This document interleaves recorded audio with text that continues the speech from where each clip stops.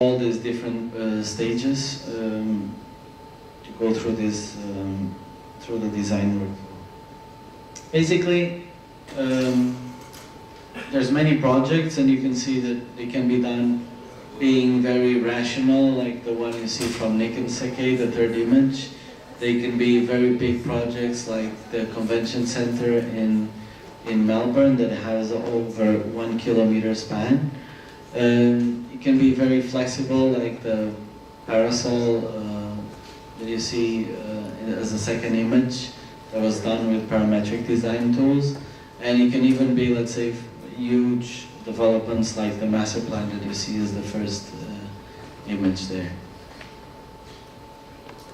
So I bring you this video to show you a little bit on how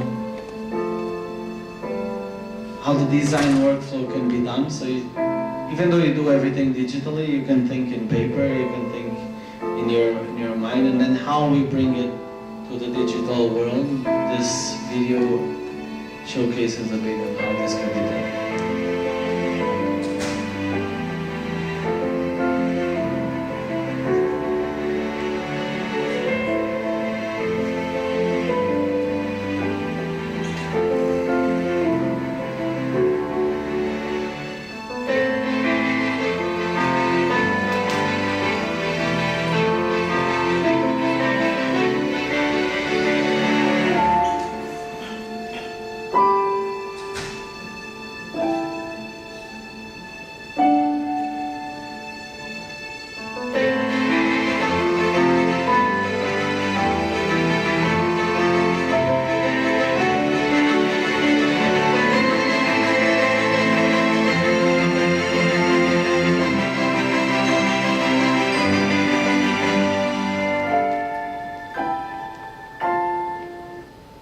Okay, so this was the promotional video for our previous version of ArchiCAD 21.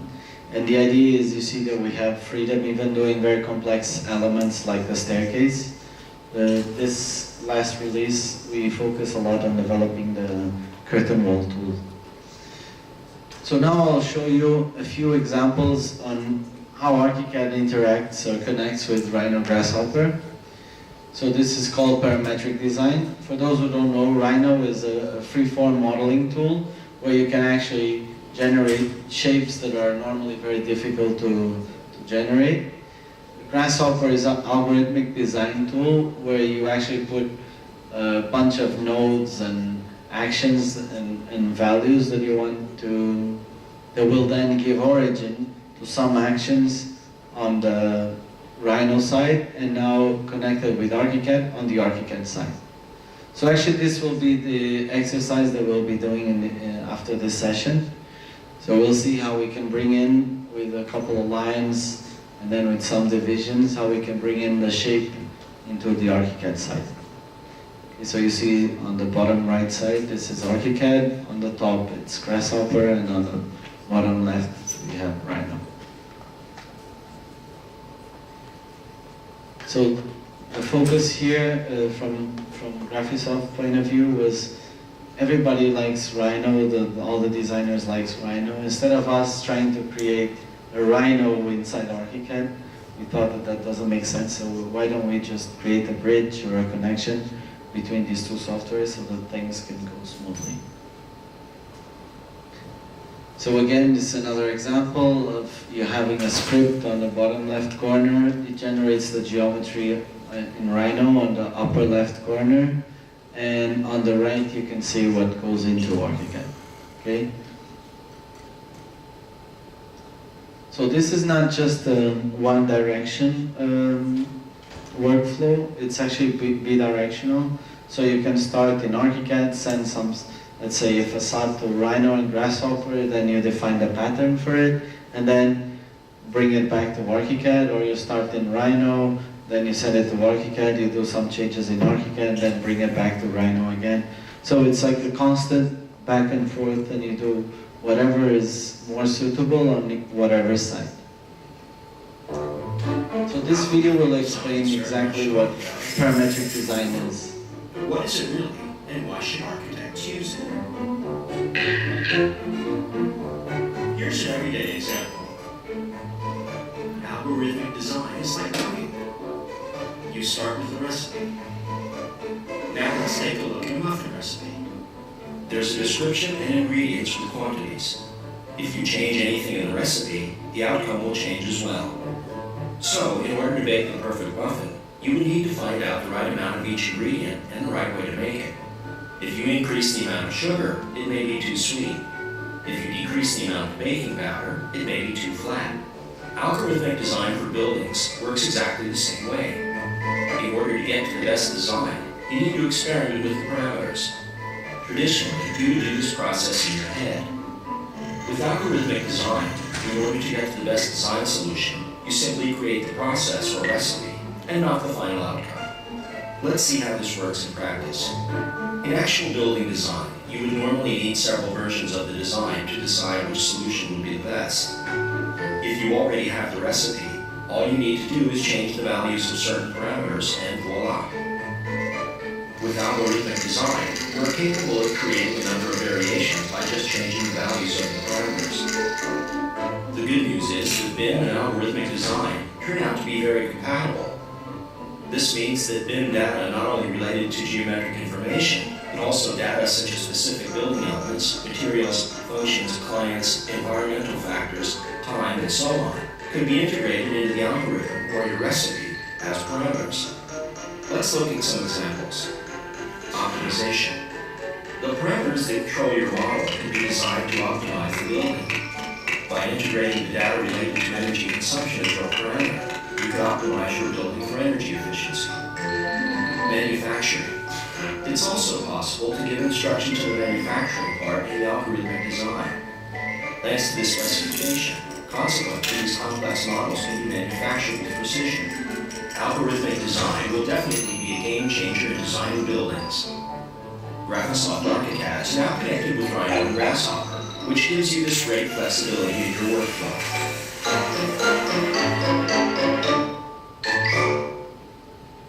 Okay, so I hope that I always like this analogy. Everybody likes food, so you understand from this that instead of us creating the building, we create the system that will generate the building.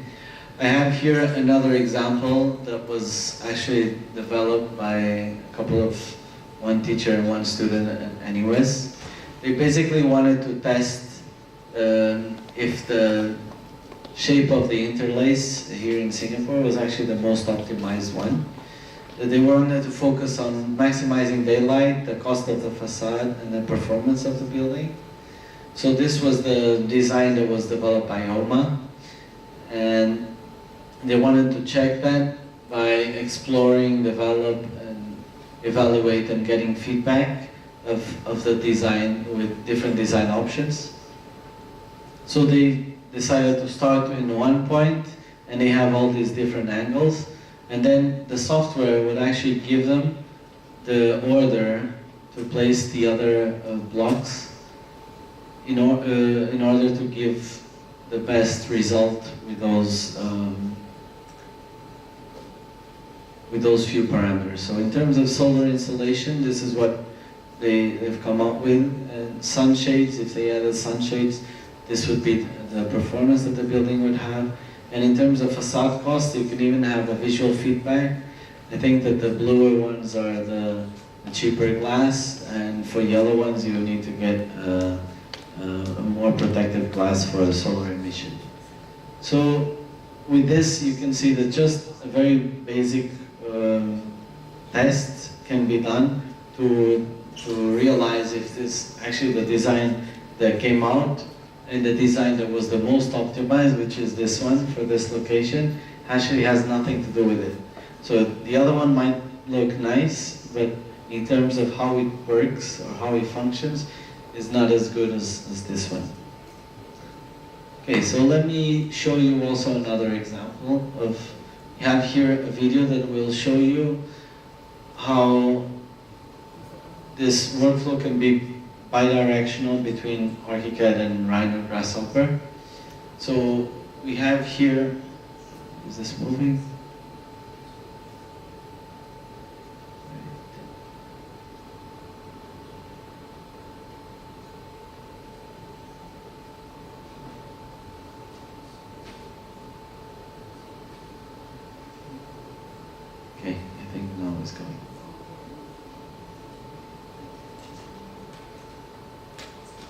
check.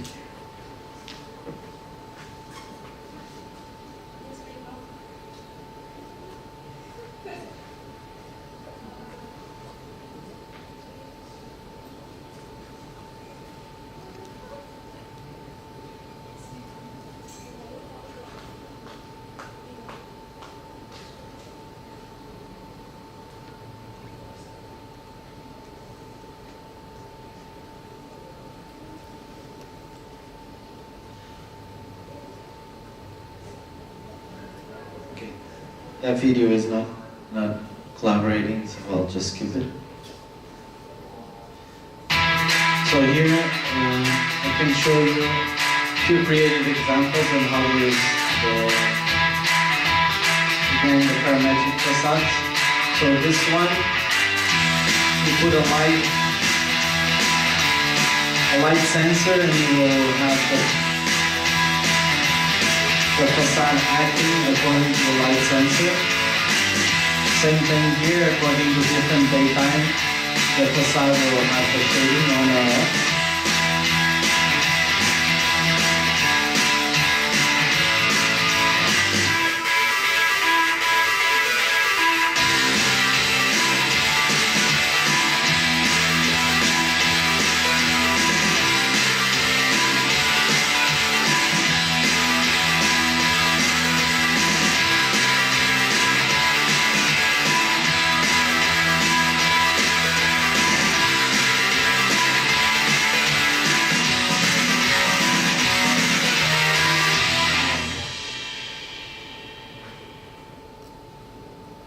So these were some creative usages. And now I will show you a few examples of how some of our clients in Singapore are using ArchiCAD. So this first one, this is about ADAS. They normally had a workflow where they start with a sketch design, then they would do the floor plans in AutoCAD, they would create a 3D model in Rhino, and then they would present and submit everything by using tools like Photoshop or InDesign to create the presentation. They find that this workflow is actually not very straightforward, so that's why you see those dashed lines there, because every time you need to change something in your model or in 3D, you need to go and change in your 2D, whatever you realize in 2D that doesn't work for that shape, you have to go to 3D and change it. So they decided to replace this workflow by having the hand sketch, then create the recipe for the building with Grasshopper and Rhino. And with this live connection, it would push everything to ArchiCAD, where they would do the 3D model, the presentation, the submission of drawings, and all the documentation for it.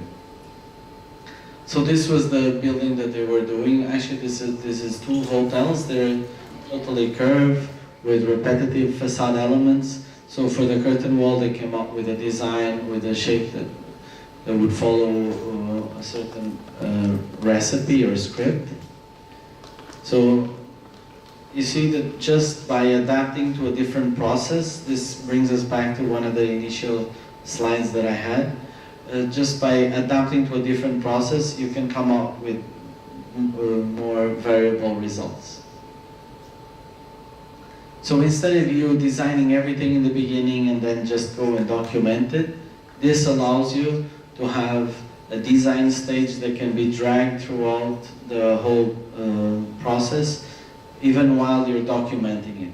Say you're almost finishing your drawings for submission, but still you realize, oh, I should have changed this in the building here or there, but now it's too late.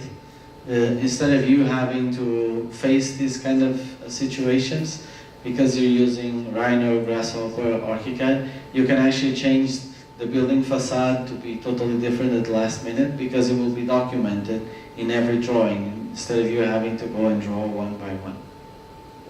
Okay? So the thinking process for this is that you have to think about all the different variables that you want to put into your design, and instead of you go and create one variation, the one on the top that will have different drawings that are representing it, or the one in the middle that have different drawings that represent it, or the one on the bottom that have totally different drawings, what you do is you create the source code that then, by changing the variables, will give you different design options. So this is almost like giving you the three different muffins. So you replace the strawberry by banana and you have a banana muffin. You replace the banana by carrot, you have a carrot muffin. So instead of you going and create a new recipe over and over, you just want to change one ingredient, and it's fine. Okay, I have here a couple of other examples from clients. So this is the Loop CT competition in China. Actually, they won this competition with this design. So this is an area of 2 kilometers by 2 kilometers, and they had a huge terrain to survey, and the drawings to be generated from here are extremely complex because they're very big. It's a very big area. So you see that using these three tools, they actually came out with a model that is detailed enough to come out with this representation. So you see the elevations, 3D documents, plans that are actually very detailed. Again, this was done by using the 3D tools. This is another competition that they went for it. This is in KL, and this the site is on the last piece of forest. I put this one here to present to you today because it's actually quite similar to what you should do for your competition.